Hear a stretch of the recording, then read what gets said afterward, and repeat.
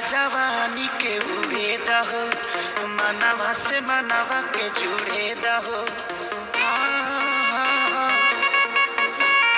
छीटा जवानी के उड़े दहो, मनवा से मनवा के जुड़े दहो।